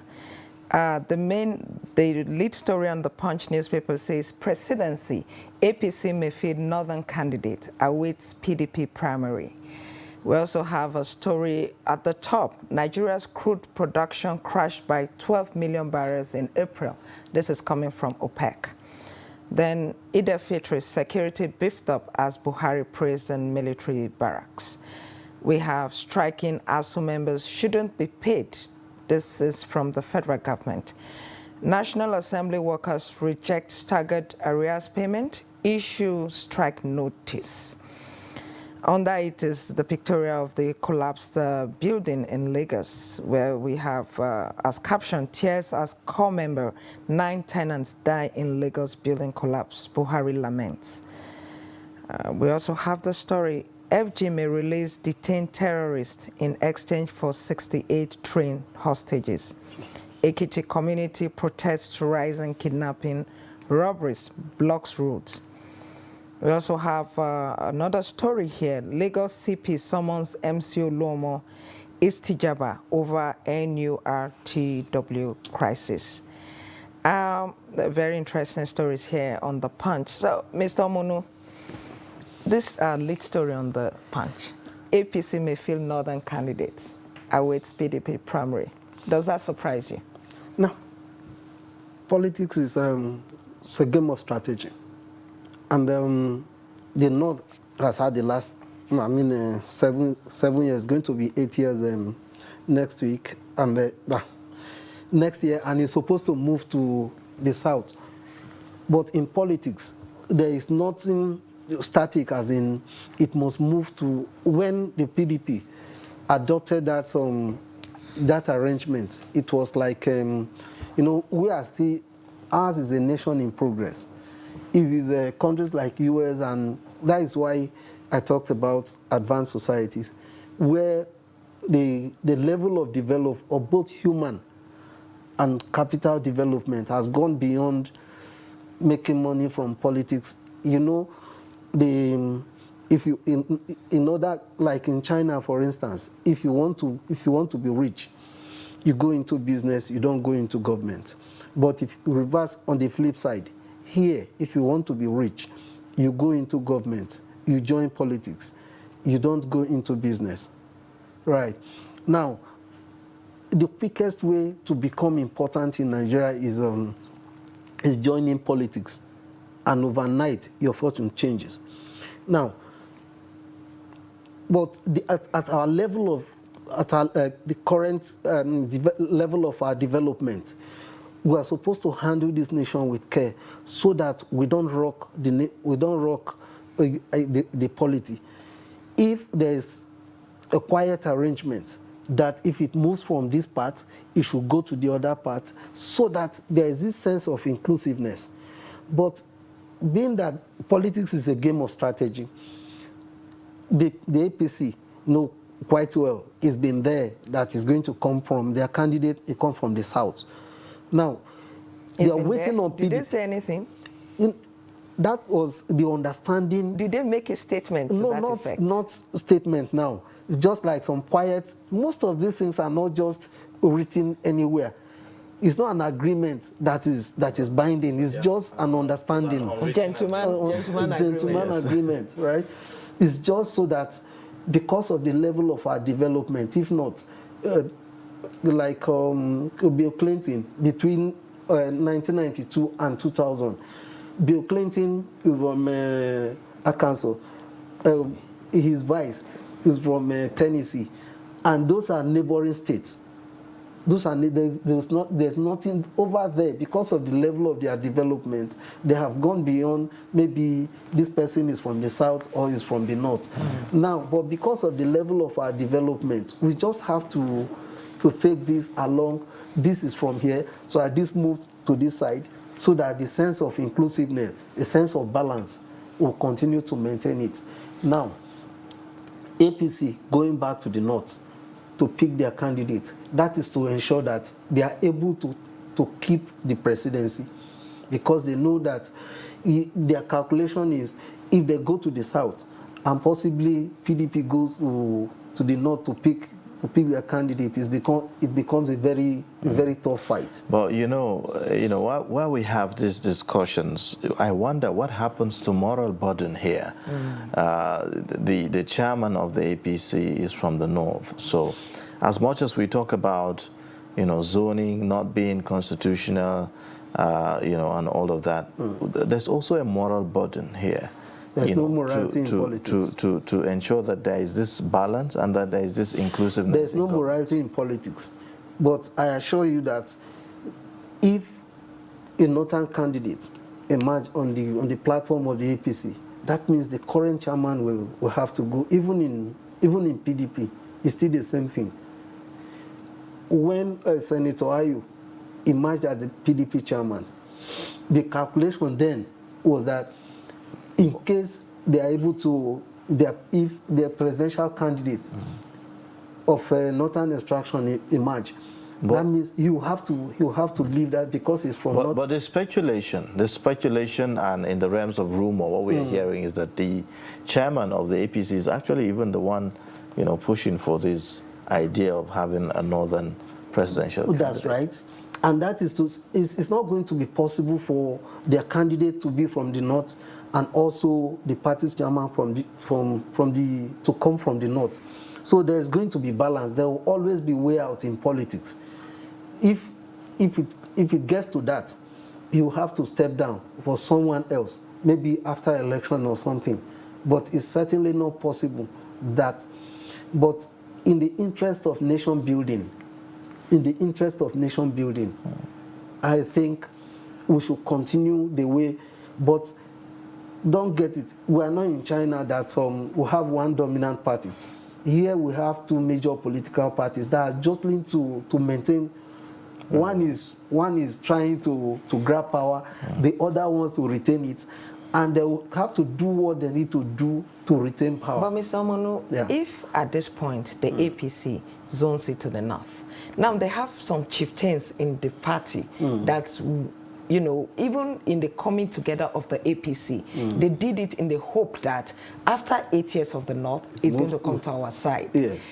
How are they going to manage that situation? No, certainly to appease those chieftains of the there's party? going to be rumblings, certainly, no doubt.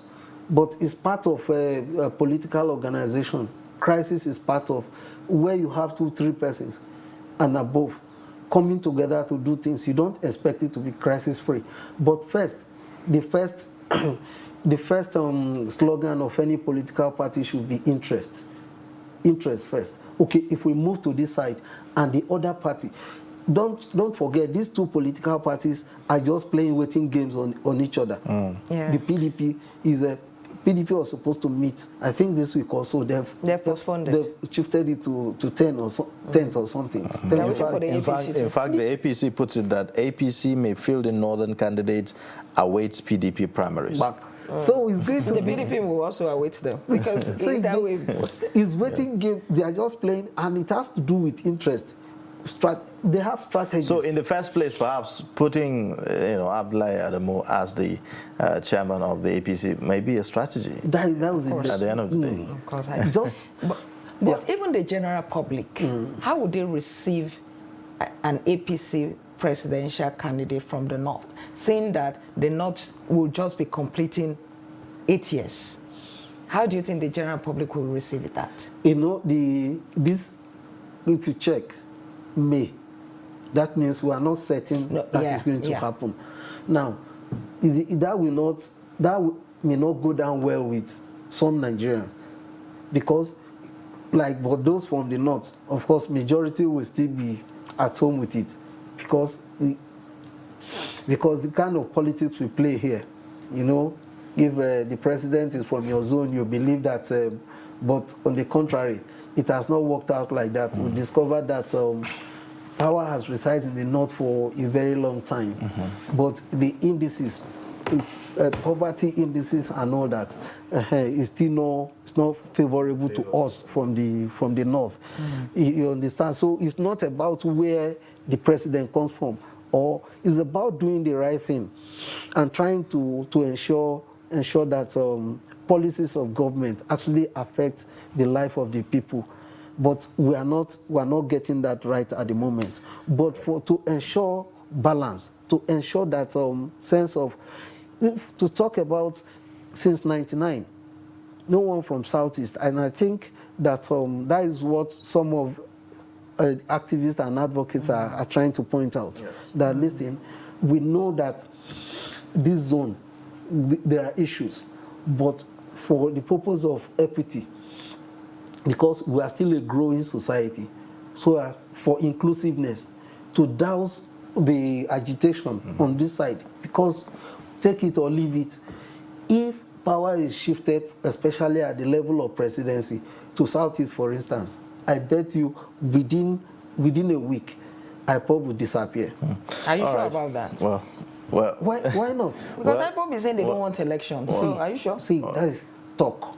That is talk. By the time a leader, president emerged from the Southeast, for instance, I personally believe that, see, there's something about sense of belonging and inclusiveness. See, that is the best way to. Let's go back to Second Republic. Shagari went and picked Dr. Alex Ekweme from Anambra State as his running mate. And it worked very well. All right. Well, we would have to end this at this point. Thank you so much for coming on Daybreak and sharing your perspectives with us. I appreciate it. Thank you. We've been speaking with Nelson Omono. He's the publisher, Summit Post. Now we'll take a short breather and then take a look at My Daily Hustle.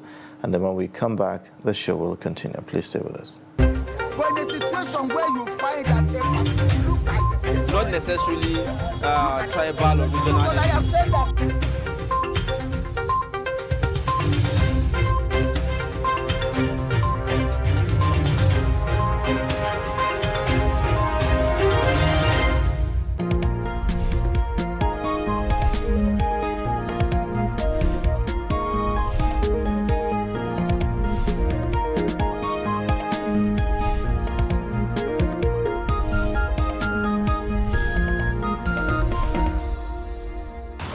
No late come my Ibadan low and bear. Oh yeah, let's go there, Ibadan.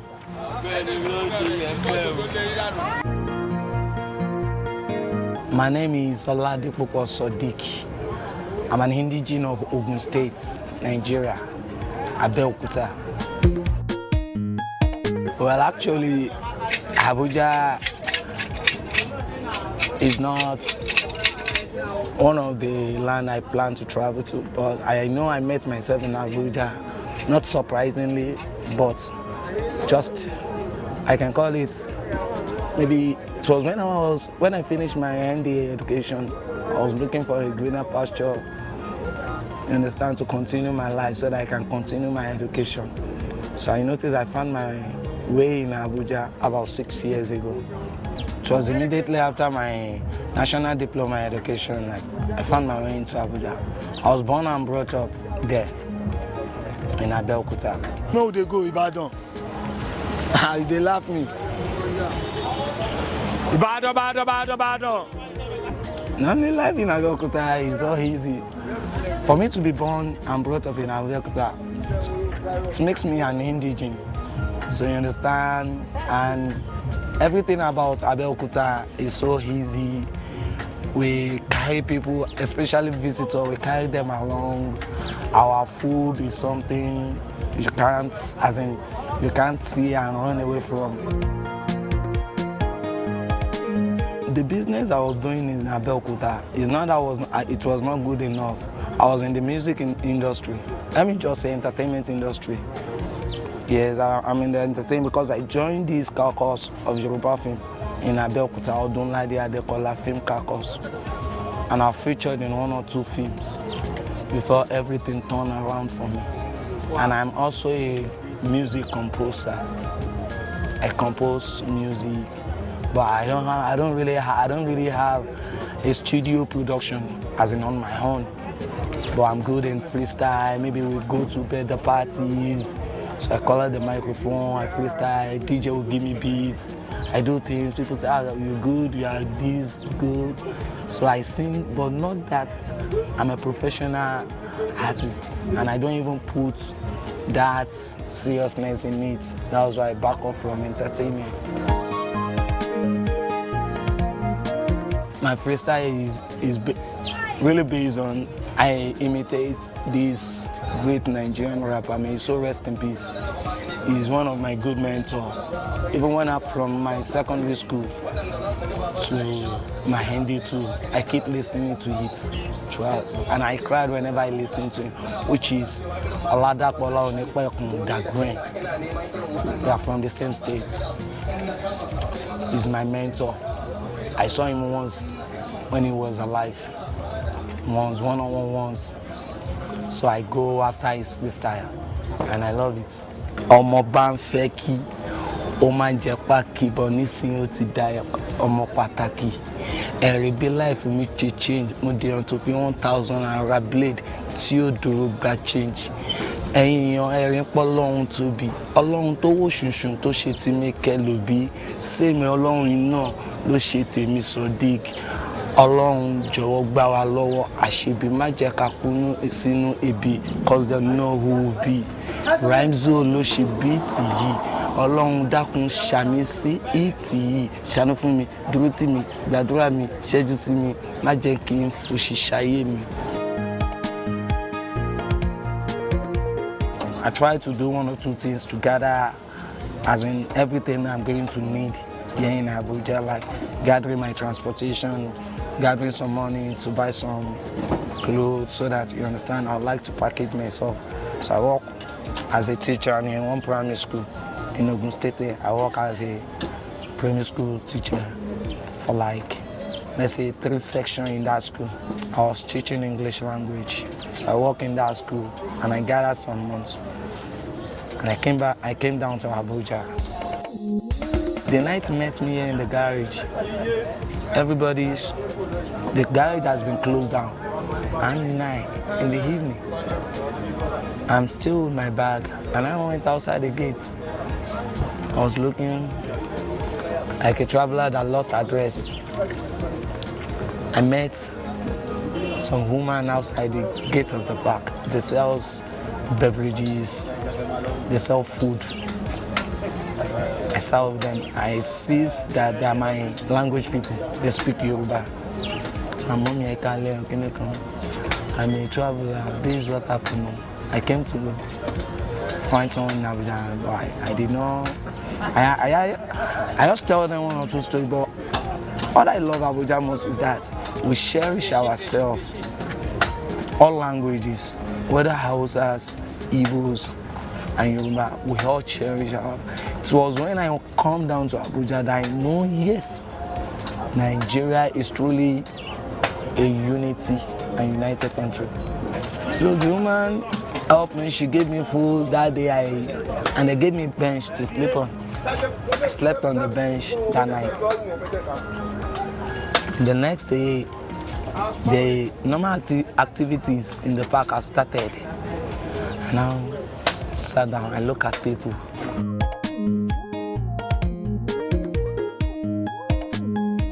I look at guys, how they run helter-skelter to find passenger. I look at the way they're hustling.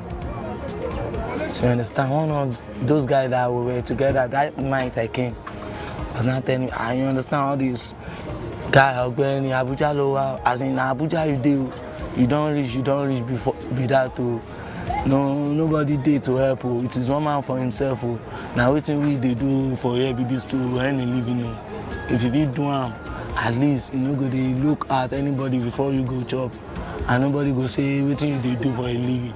Because if you dey for inside this garage for 2 weeks, you know they under anybody, you know they work under any state motto, they go pursue you.